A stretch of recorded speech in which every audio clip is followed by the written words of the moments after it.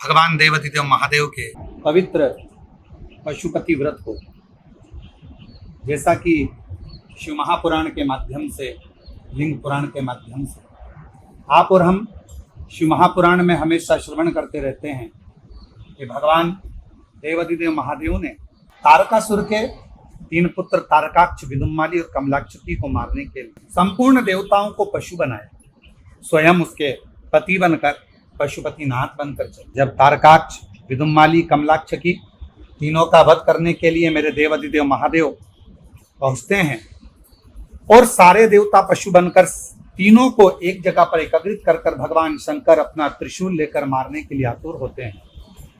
उसी समय भगवान एक पशु का बड़ा रूप धारण कर अपने सिंग से मारते हैं तो तारकाक्ष भगवान शिव के उस शीश को काट देता है।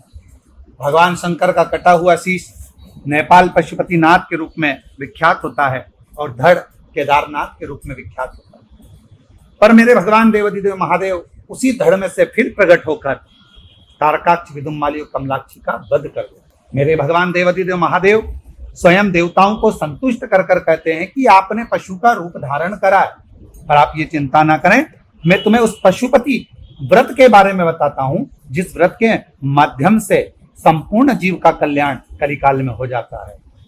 वह मुक्ति का उपाय सुनिए और उसे कीजिए। जो दिव्य पशुपत व्रत को करेगा वह पशुत्व से मुक्त हो जाएगा। यह सत्य तथा प्रतिज्ञत है। हे श्रेष्ठ देवताओं, एकाग्रचित्त होकर जो अन्य लोग भी मेरे पशुपत व्रत को करेंगे वे पशुत्व से मुक्त हो जाएंगे, इसमें संदेह नहीं है।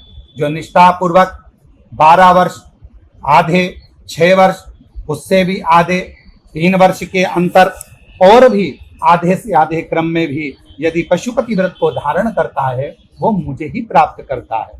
शिव के ऐसे कहने पर देवताओं ने कहा ऐसा ही होगा। अतः समस्त देवता, असुर तथा मनुष्य शिवजी के पशु के, रुद्र पशुपति के उस पशुपात से मुक्त करने वाले जो पशु हैं उसे व्रत के द्वारा पशु प्रभाव को त्याग कर देने वाले उस पवित्र पावन व्रत को करते हैं। शिवजी का ये पशुपति व्रत जो संपूर्ण विश्व का कल्याण करने वाला है, संपूर्ण जगत का उद्धार करने वाला है, ऐसे पशुपति व्रत की महत्वता जानकर सभी देवताओं ने भी अपने क्रम में पाशुपत व्रत को धारण किया है और कर भगवान शिव की कृपा आशीर्वाद को प्राप्त किया है। श्री शिवाय नमस्तुभ्यं।